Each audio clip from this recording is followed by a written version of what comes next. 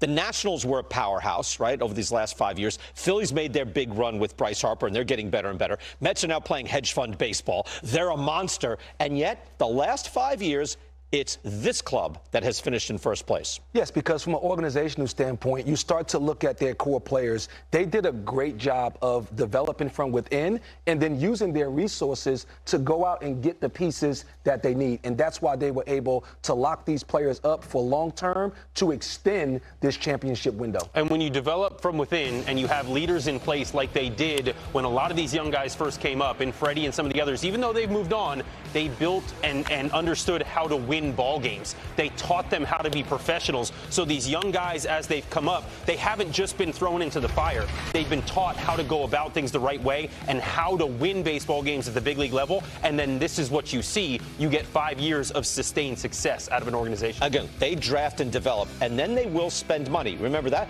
contract with Ronald Acuna Jr., and they got Ozzie Albies for a much lower rate. But remember at the time, the thought was superstar player comes up, you can't keep them. They're going to hit the free agent market. Not if you throw $100 million in front of a guy. Matt Olson comes over. Yeah, we got an extension with him. I was stunned when they got Austin Riley to a contract extension. He had already established himself, Bo. But I just want to point out, they're 8th in payroll. So they're drafting, developing, and they're spending money. They've turned the machine on. That's why I say this is one of the model organizations in baseball. There's a bunch of things going on with the Braves, though, this year. Again, Dansby Swanson is gone. He was a big part of their whole, culture there. He's a shortstop that played 162 games a year. But again, Vaughn Grissom comes up. He's going to take his spot. Michael Harris went in center field. Spencer Strider was on the mound. To have 3 impact rookies like that is almost unheard of. So a lot of changes, though, with the Atlanta Braves. General manager says you look the best he's ever seen on both sides of the ball. How do you feel at camp? It feels great. I mean, it's taken a while. It's a year and a half of him working at it, but he feels like he's back where he needs to be. We know how much you love this game. We see it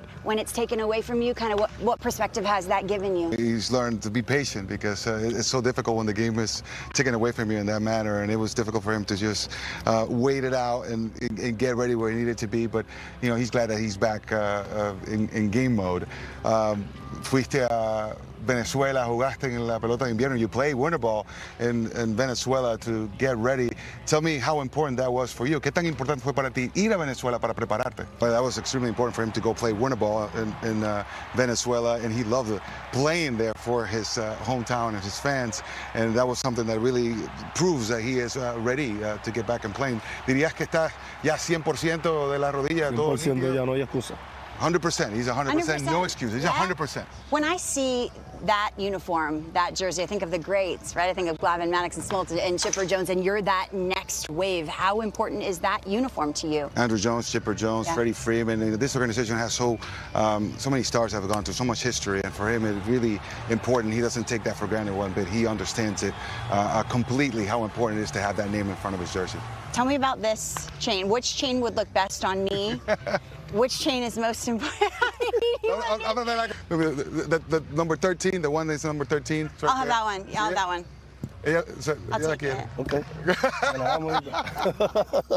Acuna going into his age 25 season, so here's the potential lineup. It's one of the best in the major leagues. Acuna, Michael Harris coming off his Rookie of the Year. Austin Riley at 38 home runs, led the team in total bases. But, Bo, I look at him like a possible MVP candidate, if not a future MVP, and you see the rest of the way. It's solid top to the bottom. Tell me, though, for Acuna last year, his OPS plus was 114. And I called some of their games. When he came back from the knee injury, he looked good to go. So it wasn't just the knee. Something wasn't quite clicking for him. Yes, when you look at Ronald Acuna, to me, he is the single most important player for the Atlanta Braves this season.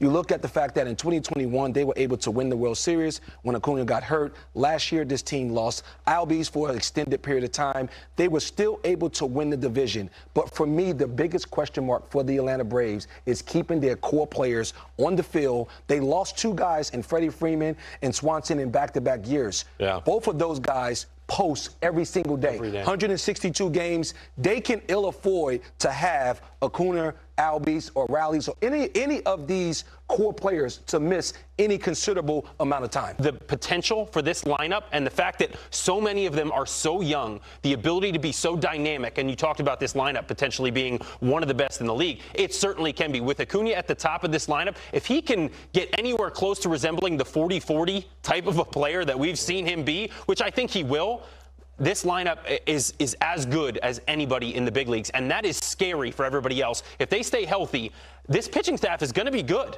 They have a lot of depth, and so it really becomes where are the holes, and you start to think about them almost in that Houston Astros level where it's like, where's their weakness? I'm not seeing one unless they start to have some injuries. I'm glad you brought up Freddie Freeman, though, too, because there's an effect, right? Early on when the Mets jumped out to a 10-game lead, and you could see, well, this is not the same team without Freeman. Now, they're able to absorb that. Matt Olson is that good. Vaughn Grissom looks great. But there is a loss here with Dansby Swanson. He was a big part. He was the #1 defensive shortstop in the game last year. Yes, not only the #1 defensive shortstop, I believe he was the leader of that team once Freddie Freeman left. Yep. So when you talk about passing the baton, Freddie Freeman passed the baton to Dansby Swanson. Dansby Swanson is going to have to pass that baton to someone, whether it may be Austin Riley, it may be Albies, it may be Acuna. Whoever that person is, they're going to have to assume that leadership role within this clubhouse. I would say when you talk about the leadership, I know Matt Olson, he's only been here for a year, but he had a tremendous effect within that Oakland A's clubhouse as a leader. Him and Matt Chapman were the two kind of pillars, if you will, on the position player side in that clubhouse. I expect to see him step up. Albies has been there for a long time. Acuna has been there now for long enough. And I know you're always working on something. We were just talking about your elbow at the plate. What are you working on? Tell me more. You know, from 2021 to 2022, you know, I battled a little bit, just like, you know, I call it kind of like an armbar type thing. Just like where, you know, you look at Ronald's swing, you know, he's through the zone, like it's kind of, you know, more straight. Where for me, you know, when I'm at my best, it's a little bit bent. You know, I think about keeping this forearm to that chest angle going through. So that's been the biggest thing that I've, you know, working on this offseason.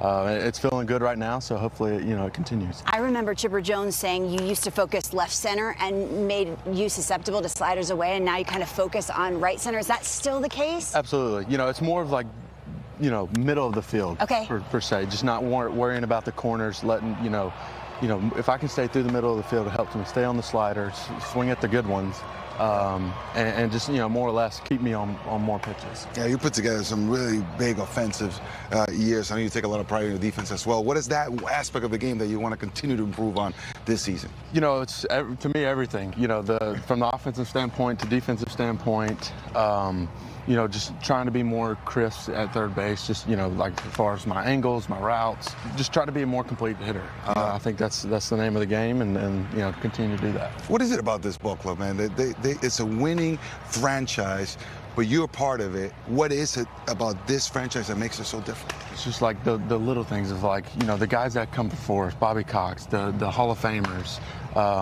You know, it's the stuff that they carried along with them that I think that we're just trying to do the same.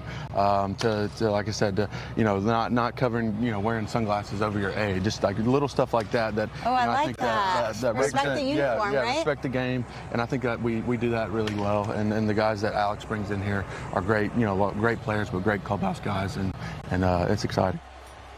And we were talking while watching that, Bo. This is one of the top players in the game. He's better when you actually watch him on a regular basis. More impressive. But look at the numbers. 4th in games, 3rd in total bases because he posts, 6th in runs created. That's total volume. 7th in WAR. One of the top players in all of baseball. Yes, he's an MVP candidate each and every year. He was almost not an Atlanta Brave back in 2017 when the Atlanta Braves was in conversation with the Oakland A's about a possible Sonny Gray trade. And I was in the front office, and John Hart had me go sit on Sonny Gray. They not only wanted Austin Riley, they also wanted Albies.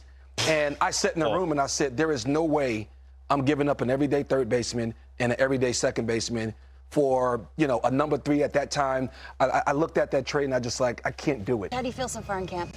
Good. You know, it's always good to get back out here with the guys, and yeah, some success is good along the way, but mainly about getting your feels down, seeing some live pitching, getting your feet back under you, and getting ready for the season. So much success early on, and then that game ends in a 6-6 tie. What the rule changes? The rule changes. What's your take so far? What's everyone saying? Yeah, you know, I mean, obviously we don't want games ending that way, but it's going to be part of it. I think there's going to be a learning curve with figuring out how to handle the situations, and everybody will get on time. But I think overall it'll be good, but there are going to be those little hiccups along the way. Matt, first impressions on the pitch clock and trying to get back in the box quick enough. Did you feel rushed at all? No, I wouldn't say rushed. You know, you just kind of have to have a little more awareness of it. You know, I honestly think in between batters was the biggest thing for me. Guys have some longer routines, getting up to the plate, drawing their lines, doing things that might have to cut down a little bit. But no, I think it would be good. I think the pace of the game was awesome. I think it'll keep it moving and be going for a better fan experience, and I think that'll be that. What aspect of the game is the one you're focusing on? I mean, consistency is what I go to right away. Had a lot of ups and downs last year, and the best guys are finding a way to level that out. You're a great defender. I really love watching you play first base, and now being together with Ron Washington as the infield instructor. Tell me how that's been. Well, Wash's whole thing is just keeping it simple. Getting the fundamentals down, so when you go out there and have to make the play, you're not thinking about how do I attack the hop. It's just second nature, and kind of move your feet and get involved. And Wash is good. He's been doing it forever. You see everything he does on camera and all the people he helps, and he's got a great way of simplifying the game. And the worst thing when you're on defense is the ball speeding up on you, and he does a good job of slowing it down for us. That was the stunner, the big trade of last year, where he was brought over from the Oakland A's. Sean Murphy was brought to the Braves from the Oakland A's, part of a 3-team trade in December. This was a significant move. Murphy going into his age 28 season had a 120 OPS plus, and I know Anthony Recker had him, I think, 4th among top 10 catchers right now. The Shredder had him 4th. I had him 5th, so very highly regarded. Anthony and Bo in Studio 42. Anthony, give me thoughts on Murphy and why you think he's one of the better catchers in the game. Yeah, look, we saw him swinging right there, and he's going to be an offensive force in this ballpark. But I heard Buck Showalter last week when Mets were reporting to camp, and he's getting asked about the NL East and how tough it's going to be. He even mentioned that, that Sean Murphy trade was very significant. It's going to be significant within this division because that guy can do a lot of stuff behind the plate. Number one, he can throw the baseball, and we're going to get into this a little bit here. Sean Murphy behind the plate, he has, and look, we're going to talk about this a lot this year because realistically, this is going to be a big part of the game. We got the bigger bases, somewhat shorter base paths because of it, limited amount to pick off for the pitcher. So you're going to talk about the base running game a lot this year. You see some of these steals. This is already early in camp. Well, Murphy can eliminate that himself. You want the pitchers to help you, but this guy's footwork, his arm strength, his ability to be accurate with the baseball, and I love that last one there. That ball's in the dirt. He picks that and makes a beautiful throw to second base. And then, as we're also going to get into, the back picks. I think this is going to be huge within the game of baseball because you've now limited the amount of times that a pitcher can disengage with a rubber. He's not going to be able to use that to keep guys close, to pick off. So you've got a guy here in Sean Murphy with a great arm, a quick release. He is going to have the ability to help in that category, to keep guys close, to have them thinking in the back of their mind, well, even if I want to go and I don't get a good jump and I try to get back, I might be picked off. If I get lazy out here, I might get picked off. You're trying to figure out ways to keep those runners where they are, keep them close to the base, and having a guy like back here with that kind of a weapon could be huge. When you talk about this season and going into it and the strategy that's going to be involved, I think that back picking is going to be a big part of it. I mean, this is a guy who has last year tied for 2nd in pop time to second base. He's got the arm strength, top 10 in arm strength in all of baseball among catchers. The release time, very good. This guy can be an absolute weapon for the Atlanta Braves, and I think they were forward thinking in this move and bringing him in. Travis d'Arnaud, great defensive catcher, great framer. Sean Murphy, by the way, top 5 framer in all of baseball. Travis d'Arnaud, great framer, hasn't always been a great thrower. That's where they were thinking when they went with this move. Plus the offensive potential that he brings in this ballpark, unbelievable. BK, back to you, baby. Yeah, going to be baby me. Michael Harris II is not walking through that door. Spencer Strider is not walking through that door. Vaughn Grissom is not walking through that door. Why? Because they're already in the room. That's a good thing for this Braves system, which is feeling pretty depleted these days after some trades and some major league graduations last year. Among those who are left are some really special pitching prospects who have the upside. It's just going to take some patience for them to develop. We're looking at Owen Murphy and J.R. Ritchie and Jared Schuster, who could be leading future major league rotations for the Braves. All have special stuff. It's just going to take a while for them to get there. Schuster should be at least a little bit more major league ready going into the year. If you're looking for a bat who's going to be a longer term play, Ambioris Tavares showed a good hit tool at the very lower minors last year. He's going to be starting his climb stateside this year. He could be a factor on the infield for future Braves clubs. All right, Sam, thank you very much. Yeah, look, I know those guys, they're not coming through the door. They just went through the door. Yep. And that is the point. So they have no top 100 prospects now. But, guys, when you get 3 that come through and contribute at a high level, at a rookie-of-the-year level, well, all right, you're going to dip down a little bit. And it does bring to mind, like, what the Braves do when you do get to the major leagues after you have been, drafted, developed, and then coached. Here's the Braves coaching staff, at least at the top level. Brian Snitker's done a marvelous job as manager. He was hired by Hank Aaron more than 40 years ago. He's been in that organization. Walt Weiss, great bench coach. Rick Kranitz, Kevin Seitzer, E.Y. Sr., and, of course, Ron Washington. I've called a bunch of their games last year, and Bo, everything people say about them is absolutely true. You can feel it. You can see how these guys are coached up. And when Jorge Soler and Jock Peterson went to them 2 years ago, instantly got better. Right? Robbie Grossman went to them last year, instantly got better. They are doing something there. Yes, never underestimate the value of good coaches. And when you look at the Atlanta Braves coaching staff, yes, Ron Washington has he has been so good for so long. You start to look at the players that have been under his tutelage. I think he has 14 Gold Glove winners, 6 MVPs. The accolades go on and on and on. Now Dansby Swanson leaves, and he gets big money. He gets to go to the Chicago Cubs, but he was playing 162. So Vaughn Grissom comes up, looks like a marvelous athlete, a marvelous, all-around player, good process, everything else. But he's played only 10 major league innings at shortstop. He was a shortstop in the minor leagues. How good do you think he'll be at short in the majors? One, when you look at the early success he had last year, I think he's going to be fine.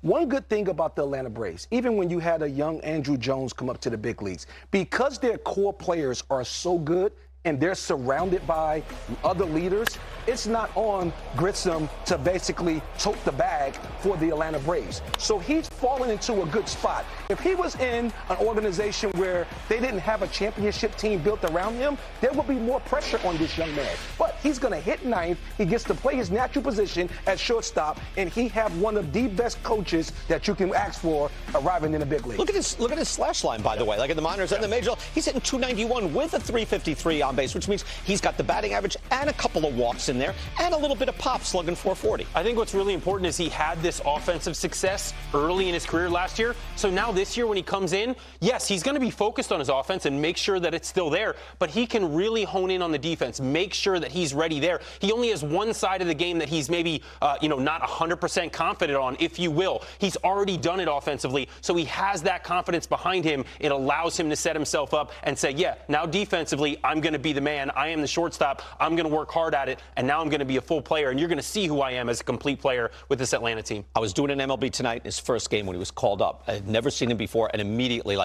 what's my blink moment when I see him? Like, that is a live body. Yes. Right? He is wiry, strong, an electric athletic player, can get after it. Now, Vaughn Grissom was not like some minor league superstar prospect. Neither was Michael Harris, but both are outstanding major league players. Let's go back to Lauren and Carlos with the Rookie of the Year. Oh, we're in the presence of stud Rookie of the Year, Michael Harris. Carlos, he showed up to accept his award, the BBWA award dinner, in a white suit. Styling. Oh my gosh, in a top hat. Congratulations. Where's the award right now? Thank you. I think it's at my parents' house right now. Yeah. They kind of keep all my stuff till I get actual house, I guess. So I just keep it there. How'd you pick out that outfit?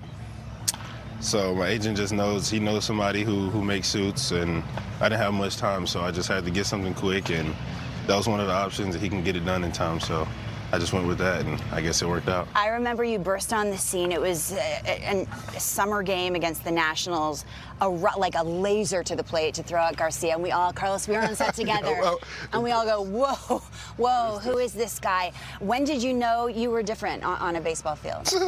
when did you know that for? Was that when you were 5 or when you were... I still don't know that I'm different, yeah? but I'm still trying to prove every day and just to be the best I can. So I guess I'm trying to improve my differentness and just try to win games with this team. We appreciate the humility. Now, what do you enjoy the most? Maybe a home run or robbing making a great catch in the gap? Defense or offense? I say defense. I take a lot of pride in it. How about that? Yeah, yes. I take a lot of pride in it. In BP, I try to catch anything I can. Sometimes I work on getting bad jumps just to see how far I can get, or what ball I can get to off of having not a good jump. So I take a lot of pride in defense. Now looking forward to next season, what are you working on specifically? Really working on pretty much everything, just improving everything. And if I had to pick one thing, it'd just be improving on play discipline and everything else, trying to stay pretty much not the same, but improve and just keep winning games.